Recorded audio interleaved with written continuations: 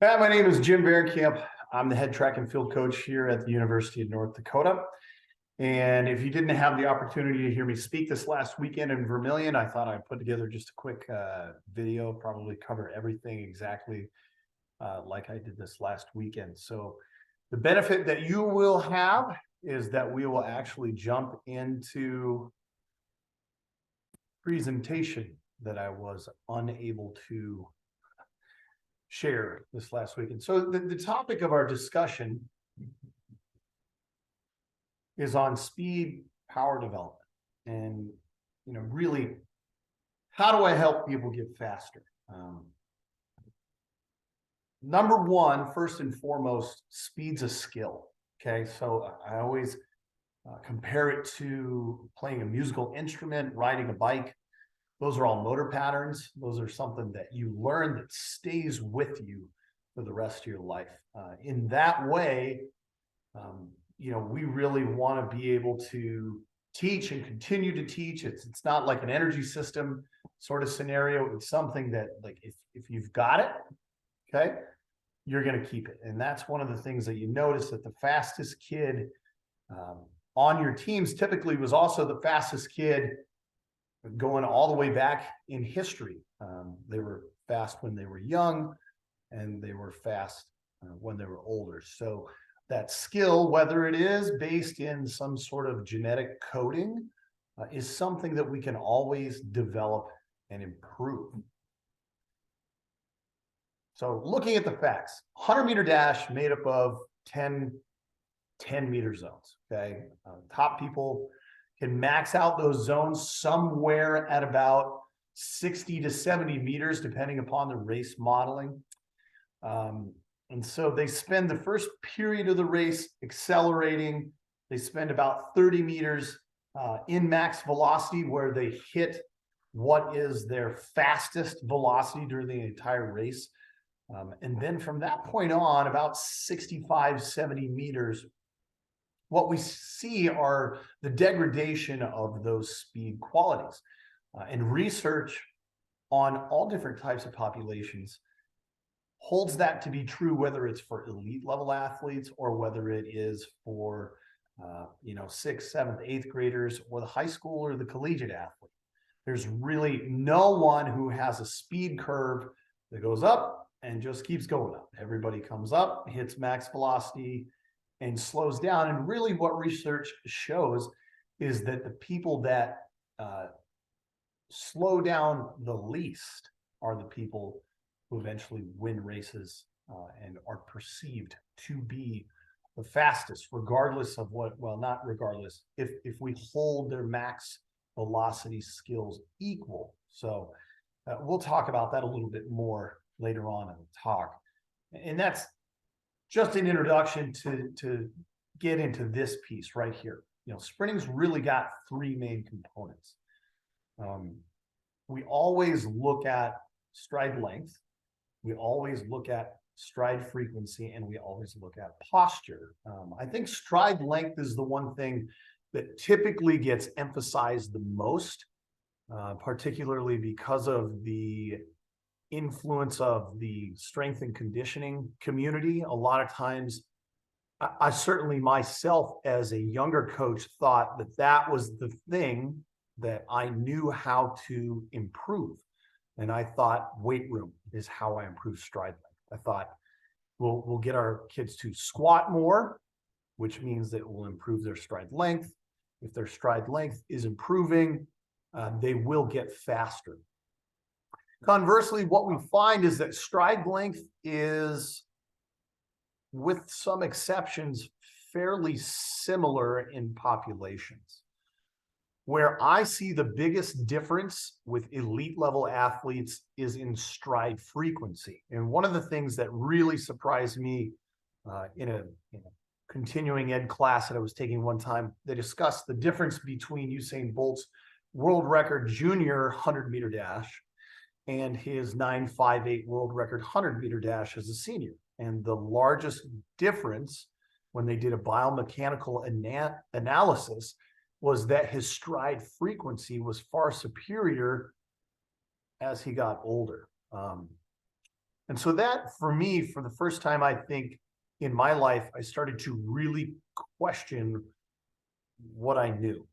I started to think about how are ways that we can train stride frequency. And I would even go so far to say that stride frequency is more the motor patterning or the frequency piece of it that is akin or similar to being able to play a musical instrument. That's something that we can practice in submaximal and maximal frequencies and still get transfer. Stride length, I think, is a little bit more rooted maybe in neural recruitment. The body's super efficient. It always recruits the largest motor neurons first. That's the reason that we're able to go an entire day on 2,500 kilocalories. Our body isn't recruiting everything for every movement as we're walking. It's recruiting the fewest motor neurons possible. And our goal is always to stimulate an adaptation with the body where we encourage it to recruit more and more motor neurons. The other element of that is posture, of course. And that one never really made any sense to me. Maybe I'm an outlier. I understand that you need upright postures to move well, but I never thought of, if we think Newton's laws, force is equal to mass times acceleration. Well, if we think about being in single support phase, which is what sprinting is, when you put the mass, okay, so I'm a 200-pound athlete, and we think about the frequency and the velocity of the limbs striking the ground, what you have are forces that are in excess of what most people have the ability to move in a static, like a squat. So it's the most neurologically taxing activity that a human can do, and it involves the highest forces on the body. So the posture, being able to maintain postural integrity while experiencing these high forces, requires stabilization. Now, the place where we get stabilization is from activities like statics, where we are doing a squat. Because again, when we're loading the posterior chain or the spinal column with a lot of weight, that requires the core to be engaged. You see the kids that fold over, those are kids that do not have the postural integrity or the stability to manage those large forces. That's primarily the reason that in my program, we squat heavy. Abs look nice. You can do back hypers. No shade towards any of those things. I still think that those things are valid and important, but I would argue that being able to squat heavy weights is probably the best way to develop postural integrity. My question would be, within a programming standpoint, when do we teach these skills? When's the best time of year to teach these skills? Maybe to go even further than that, what's the appropriate age to begin to address max velocity qualities? I would say that the answer to that is everyone can benefit from these skills. And the other part of it is it probably should be rehearsed all the time. It's kind of like, again, if we go back to a musical instrument, because learning the skills with a musical instrument divorces us from the concept that playing the musical instrument is energy system dependent. There are certainly energy system demands, alactic energy system demands when it comes to sprinting, certainly when we get beyond 200 meters. But the act of sprinting, or the act of speed development, which is what we're talking about right now, isn't so much an energy system intensive activity as much as it is a neurological skill that we're developing, refining, and rehearsing, which is why we can do those things both maximally and submaximally. So we teach those skills at the beginning of the year, and we're still teaching those skills at the end of the year. And if I have the opportunity to work with any populations that are younger than collegiate age, I certainly teach speed development all the time as well. The other thing I think that's important to note too is because of the tribalism of different sports, meaning that, you know, if I'm a football coach or I'm a basketball coach or I'm a track coach or I'm a wrestling coach, any of those things, even volleyball, things that you wouldn't think, these skills impact all sports.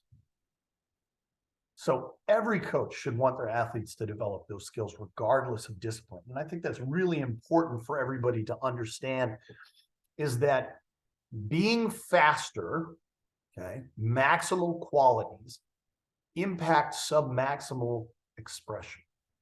So if I'm a basketball player, very rarely in a basketball game do I have an all-out sprint, okay? Maybe I'm making some sort of basketball move and I'm attacking the basket. The ability, okay, the ceiling of my skills are improved as the ceiling gets higher. If I can only go to a certain velocity because of how my central nervous system is developed around the concept of movement, that ceiling governs what my capacities are, in contrast to the person that I'm opposing. And again, we're holding equal technical skills within the sport. But I haven't really run into any football coaches who have student athletes that they don't wish were certainly faster. So we teach these speed-related skills with a different emphasis throughout the year. We've talked about the difference between maximal and submaximal teaching. Okay, we want to develop those things throughout the year. That doesn't mean that we're just all out running a 120-meter dash every day of the entire year. However, we do teach speed-related skills all the time. So a lot of this stuff involves, again, it's going to sound like a musical instrument or even typing on a keyboard, coordination. Okay, we need to be able to coordinate limbs. We need to coordinate the frequency of the movement of those limbs. We need to coordinate rhythmically the movement of those limbs. And we also need to maintain posture, ground contact, and the direction of the push as we're developing those qualities. So what drills transfer? A lot of people always ask me, you know, what can I do to get faster? The number one thing that I would say, sprinting transfers.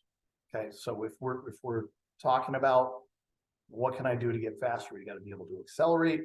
Acceleration typically ends when you're fully trained somewhere around 30 meters, which means that you have to go beyond 30 meters to begin to address your max velocity qualities. So runs need to be probably at least 40 meters before you're actually beginning to challenge the max velocity qualities of the organism. Sprint drills are great. For me, sprint drills provide postural context for the movement of the limbs of the body. We also have what we call a dribble series, where I'd like to compare it to riding a bike because of the cyclical nature. We always do ankle for the heel recovery, ankle, calf, and knee for the different heights. Again, we're trying to keep those limb velocities similar and constant. We're trying to teach vertical push into the ground, which is what we look for in max flight mechanics. We're also looking for an isometric hold, the dorsiflexion of the ankle as that interacts with the ground, like over and over and over again. I don't want to see the opening and closing of the ankle joint. When you see that in the mechanics of max flight velocity, typically that is a reaction to the ground. It is not an actual firing of the gastrocnemius and the soleus as you're pushing off of the ground. The push comes from the hip and from the knee. Other stuff that we do, variable velocity runs. So we do two different types of runs. We do ins and outs, which are comprised of a 30-meter acceleration zone, a 10-meter in, which means that we accelerate, we sprint, with vertical push, 10 meters of out, where we take the push out but leave the frequency in, because I always want the frequency to be the same. A great way that I demonstrate this to student athletes is thinking about clapping. Okay, so this is an in, and this is an out. Notice the frequency is exactly the same, but the impulse or the force imparted into the ground is what's different. You know, what's really odd about that is that I find a lot of times kids accelerate maximally to 30, do an in, and the out, where they take the tension out of the running, where they run relaxed and smooth, typically ends up being the fastest zone that they put down. So a lot of times, way that I may change it, instead of an in, out, in, I may do a 30-meter acceleration into an out, into an in, into an out. What I look for is about 5 strides per second is what we're looking for. That's what somebody like at Usain Bolt's level is able to do in those zones. But again, we're always looking at, and I can evaluate with that with a camera and evaluate how they're moving. I'm looking for moving through that 10-meter zone, 1, 2, 3, 4, 5, 1, 2, 3, 4.5, whatever it is, improving that frequency. And so that's a way for us to teach relaxation, appropriate posture, appropriate ground contact, and force impartation into the ground. One of the things that we're always working on too throughout the year is acceleration. Without acceleration, you cannot have maximal velocity. And so because of that, at the very beginning of the year, we start with 10-meter runs. And we begin to teach appropriate postures, appropriate rise with each step, and the development of momentum throughout the entire run. Some of the other areas where I find great transfer is the concept of dribbling in the hurdles, which is maintaining appropriate posture, taking a certain number of steps, but really challenging the frequency, qualities, and skills of the body. So it's 8 steps to the first hurdle, 1, 2, 3, boom, big takeoff. And I'm looking to 1, 2, 3, get that as fast as possible. If you watch elite level male and female hurdlers, the recovery is over ankle. It is not over knee in between the hurdles.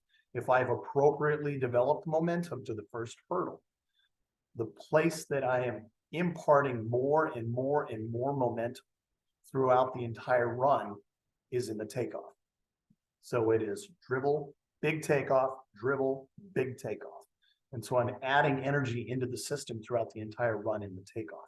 But the dribbling is the frequency, the takeoff is the stride length. Other areas are technical approach work. If you're working with a high jump, long jump, triple jump, or even pole vault, the technical demands that exist in those runs tax the central nervous system. So for example, in long jump, our long jumpers have approaches that are anywhere between 30 and 40 meters.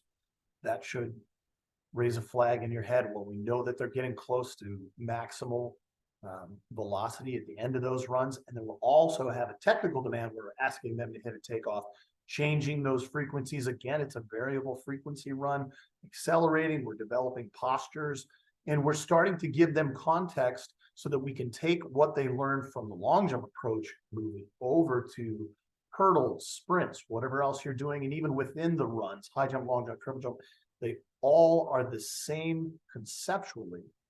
Each one of them has an acceleration. Each one of them has upright posture run. Each one of them has a change of body angle to set up the takeoff appropriate. So those are great areas where you can develop speed qualities. All of the events that we have that we work with are built on your max velocity qualities. So there's no way to outrun your ceiling. You cannot be fit enough where how fast you are over 10 meters maximally no longer matters. So you got your statement here. If you can't break 23, you probably can't break 50. There are always outliers to that. So for example, if you have a person who's a great miler, and by great, I mean like a 4-minute miler, they may not be super, super talented in the 100 or in the flying 10. And they may rely on their energy system to break 50. But I had a kid on my team that could run 147 for 800 and couldn't break 50 on the track. Well, you can probably guess he couldn't break 23 in the 200 and certainly couldn't break 11 in the 100-meter dash. Conversely, I had a student athlete who joined me 5 years ago. When he joined me, he was a 52-second 400-meter athlete. He came from a place where they didn't have indoor facilities, came from a place where winter was typically pretty cold, pretty dark, not snow and ice, but just really, highs in the 30s and 40s every single day. And so because of that, didn't have the ability to develop some of those speed qualities like I wanted to as frequently. Now, when he joined me at the collegiate level, we're at a place where we had outdoor facilities, highs in the 50s and 60s in January. And so we could address max velocity qualities and skill and speed development all year long. This year, he opened up the indoor season. He ran 46.9 on a 300-meter indoor track. And that's all because he got faster.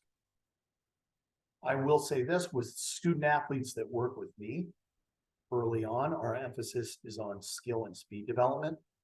Very, very, very late, even junior, senior year, probably senior year, begin to have a heavy element focused on energy system, because at some point, some of these qualities take 10 weeks to emerge and show themselves. Brings me to my next point. The energy system work really has limitations. Most kids, come off of a sport where their energy system is pretty good. So we address speed development. We teach rhythm, posture, and frequency skills in a submaximal pattern. From a programmatic standpoint or programming standpoint, we move from acceleration into max velocity. Acceleration obviously is necessary to get to max velocity. As acceleration gets better, that gets us into max velocity at a higher level. You cannot have great max velocity without great acceleration. So any speed development program should always have a heavy dose of acceleration. Typically, once we've done about 8 weeks of acceleration training, we're really ready to start putting in our max velocity pieces. And once we've put in about 8 weeks of max velocity work, we start moving into speed endurance.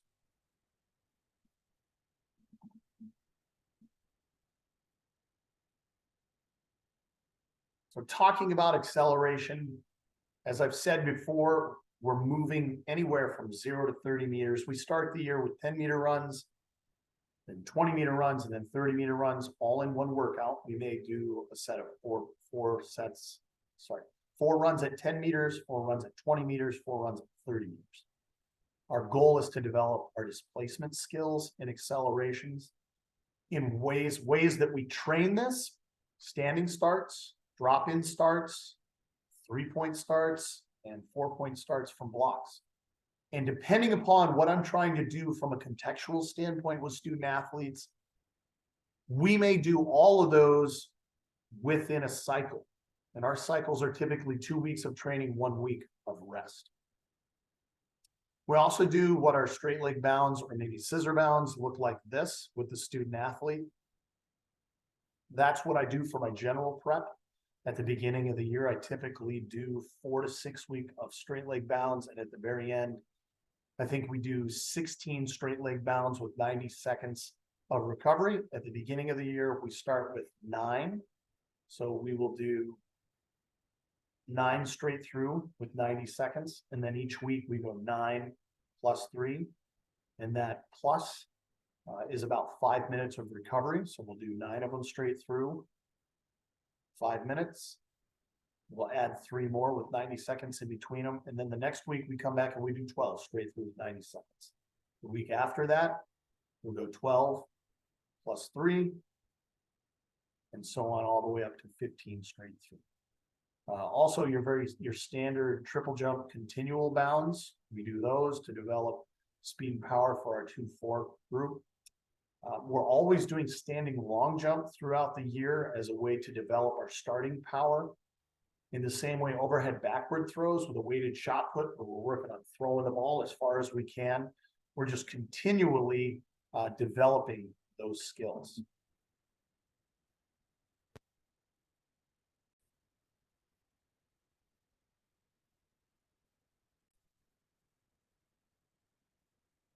In the same way, in the weight room, we're utilizing the snatch and the power clean, which to us are incredibly important.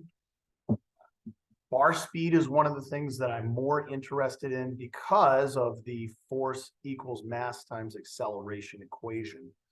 In the same way that sprinting is one of the most intense things that we can do, standing long jump, we're looking at limb velocities, overhead backward throws, we're looking at limb velocities, between legs forward throw, looking at limb velocities, same with the snatch and the power clean. Again, the squat is primarily for postural considerations. There is, for student athletes, I'm interested in a squat capability of around 2.25 per body weight. So if I weigh 200 pounds, I want to be able to squat somewhere around 450 pounds for a 1 rep max. That's strong enough. At that point, I'm almost completely focused on frequency and developing displacement on the track doing sport specific activities. But again, acceleration workouts, any chunks of reps, 0 to 30 with 1 minute to 3 minute recoveries between the sets and reps. When we're talking about max velocity, we're always trying to develop those frequency skills. So a submaximal way that we're working on that is a dribble series. A maximal way that we're working on that is wickets. And those are just hurdles that are approximately 3 to 4 inches high, where we're running in a tall posture through a predetermined distance. And again, that speaks a little bit to displacement skills. But again, I think the emphasis there is less in the displacement because people tend to push in more of a horizontal nature when they think about displacement versus imparting force vertically into the ground. In the same way, we try to establish some stiffness from a plyometric standpoint by doing vertical hops, hurdle hops, pogo hops. We talked about before that we're doing in and out runs. On a typical day, we might do 5 60-meter runs, 30 meters of acceleration, 10 meter in, 10 meter out, 10 meter in. That gives you 60 meters. We do 5 minutes of recovery in between those. That is a full day. That is incredibly intense from a central nervous system standpoint. Again, technical runs for the high jump, the long jump, triple jump, pole vault, all of those are great ways to address max velocity. Of course, they can't be short truncated runs. However, there is enough of a technical element to those runs where you still do get some speed development out of that, even if it is slightly submaximal or shorter. But I'm thinking more so about full runs. And again, hurdle dribbling, which helps develop rhythm extremely. Speed endurance is the last thing that we train in our season. We're sometimes getting to speed endurance late in February if we start in the last week of August or the first week of September. Really what it is, we're trying to take and we're trying to consolidate max velocity, and we're trying to develop neuromuscular coordination beyond 60 meters. So somewhere in, I would say, January, our kids have gotten to the point where they can express themselves pretty well out to 60 meters. We're moving into the outdoor season. For hurdles, we start going over 12 hurdles. We do that 4 times with 3-step in a practice on a pretty regular basis. Again, with hurdles, because of the nature of our practice, we want the frequencies to be maximal, so we truncate the distance in between the hurdles. That may mean that they're shortened approximately 2 to even 3 feet. I would say with an early or beginner hurdler, I would have those shortened as close as they need to be able to start to learn the pattern of 3-stepping. There's nothing wrong with that. It's kind of like riding a bike. We don't start learning to ride a bike by getting on top of a mountain and racing down the mountain at full speed.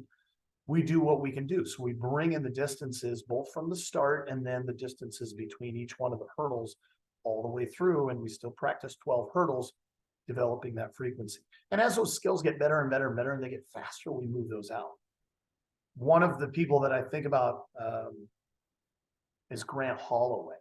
Grant Holloway's greatest struggle is that he's super fast, but doesn't have the max frequency qualities to be able to continue the pattern beyond hurdle 7. And a lot of times you see shorter runners who maybe not as quick over the flat distances start to catch him at hurdles 7 and 8, and then they're pretty equal on to 10.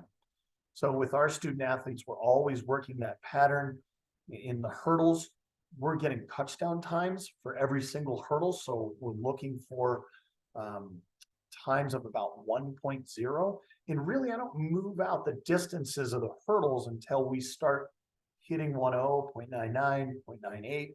We want to be able to carry that so that we, start to 1, maybe 2.30, into 2, 1.1, 1.05. Then we're hitting 1, then we're hitting 1.0, 99, 99, something like that. And those are the patterns that we're looking for. Again, we're talking about acceleration all the way out to 3 hurdles. That's to about 30 meters. And then we're in a max velocity where we want 3 to 4 hurdles at 99 or faster. For our kids with the sprint, flat endurance, or the sprint or flat races where we're going 100 all the way out to 200, again, we are not talking about energy system. We're only talking about central nervous system neurological qualities. So the rate of degradation ultimately determines whether the winner, or determines who the winner is going to be if their max velocity is equal. That degradation, of course, that speed curve acceleration and degradation. Examples of some of these workouts would be a ladder down where we would do a 120, 10 minutes recovery, 100, 10 minutes recovery, and an 80. Frequency, we typically do that about once a week, but you've also got to remember that's what happens when you have a track. Programming considerations, a couple different facts, okay? Number one, everybody's like really worried, and I certainly was early on in my career, we got to get fit. I think that's a misnomer. I think what's true is we need to get fast, okay? Again, because that ceiling, which determines your speed reserve. So for example, the 400, if my PB is 22.5 and I want to run 48, I need to come through in 22.8. 20 to 23. So if I'm about a half second off of my PB in the 200, the likelihood that I can continue on another 200 meters is pretty low. What we need to do is get faster and develop those skills so that my 200 PB can come down to 21.9 or 21.8, and then I can come through comfortably at 22.8 to 23 and run 48 anytime that I want. So kids that come off of other sports, kids that are very active, kids that do football and basketball, or they do cross country and basketball, or soccer and basketball, or volleyball and basketball, whatever it is, whatever combination it is, as long as they're really active and they've been doing a lot of stuff, they don't really need to get into shape. And I would even argue if you have a kid that needs to get into shape, a great way to get into shape is the peripheral effect of developing their acceleration quality. So if you start with 4 10-meter runs, 4 20-meter runs, and 4 30-meter runs, and you give them 1 minute between each run and 3 minutes between each one of those reps, and you do that 2 times a week, and you do some other stuff like straight leg bounds where you're developing all these neurological qualities, you're also going to develop the alactic system at the same time. You're going to develop that glycolytic system. So we need specific velocity inputs, specific postural inputs, and those can develop fitness at the same time. Rather than having the emphasis to just be on fitness with limited recoveries, longer runs, it's not going to make your kids faster. It will make them fitter, which allows them to run a little bit faster because of the limitations of the energy system. But I would prefer to work from the short end of the spectrum and move towards the long end of the spectrum rather than start down here with running 2 miles to get in shape. To me, that's wasted time where we could always emphasize skills over energy system qualities. Another thing that we need to remember, track meets are workouts. Typically in a track meet in high school, you're limited to 4 events. So let's say that we have a short sprinter who also long jumps. In long jump, they may take 2 to 3 run-throughs that are approximately 30 to 40 meters if they're at an appropriate distance. They may run the 100, they may run the 4x1, so they've run 100, and they've run six runs if they don't make finals for the long jump. That's 180, that's worth 380 meters worth of volume. Typically our days, somewhere between 400 and 500 meters worth of volume. And then they finish the day up with a 200 or a 400. So you've got to remember, you've got about 2 to 3 runs in there, and all of the long jump stuff are technical demands with shorter runs, 30 to 40 meters, okay? If you do a track meet twice a week and once on Saturday, one time a week and on Saturday, really you're doing all of the longer specific stuff at the track meets. So the only thing that you really should be focused on is recovery, submaximal work, and maybe one acceleration. One of the things that I love about doing speed power as an emphasis is that we can emphasize posture, frequency, and displacement on any day of the week. We can use posture and rhythm. They can be a theme to our day, even when we're doing recovery. So any day of the week should be able to define, refine those qualities, those mechanics, those postures, okay? This gives us an opportunity to teach when we get context. Context allows us to teach in a more impactful manner, okay? Super important that we're able to talk about body positions, where limbs are, where we are in space, to help student athletes learn about themselves. Another one, nobody's too young to learn to move better. I've got a 1-year-old and a 3-year-old about to be a 4-year-old right now. Both of them, whether or not they know it, have been encouraged to move dynamically and to run with great posture their whole life, okay? Whether that's teaching them to throw a ball, run and get it, and come back. Kids need to move. And letting kids move and making it fun is the foundation of kids not burning out. It's like, it's okay to play a game, but you can think about what are the elements within the game that allow it to be fun while developing some speed power qualities.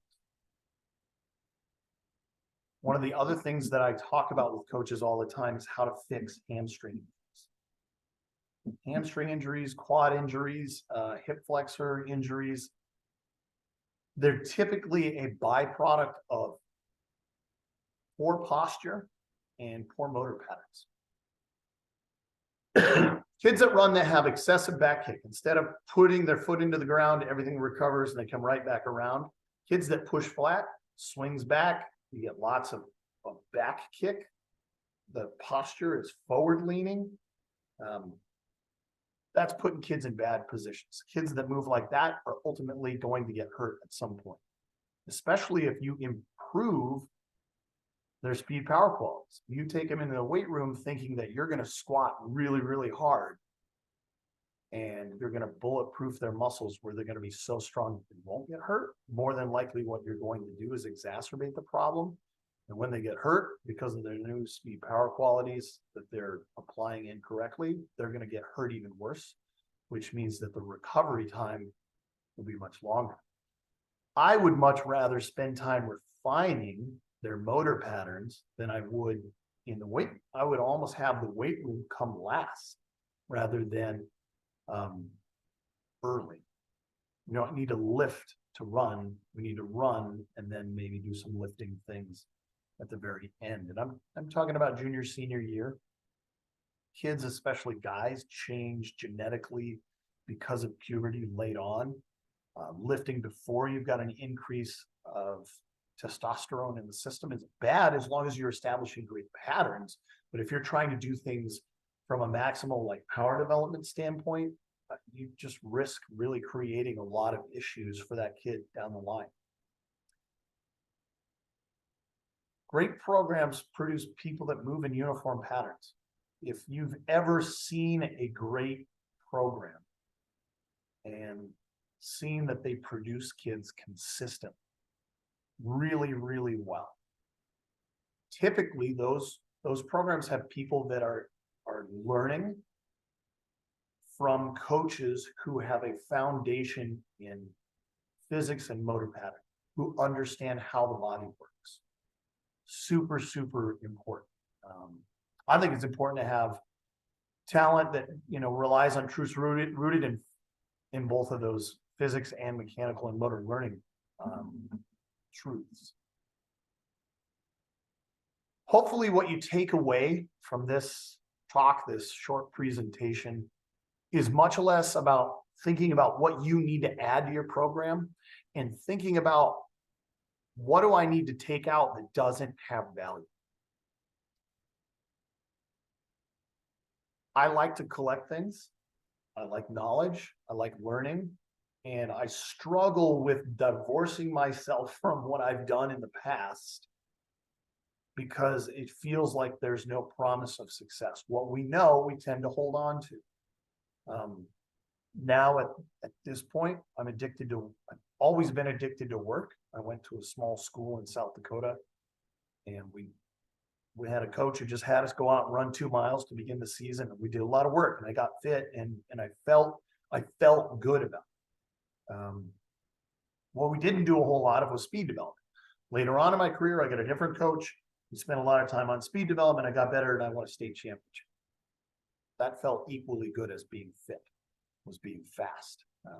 Hopefully you spend your time learning or even diving deeper into some of the modalities or ways that you can teach skill development, speed development, and hopefully, you know, you'll figure those things out both for yourself and for your program. But think about, what can I take out more so than what can I add to this?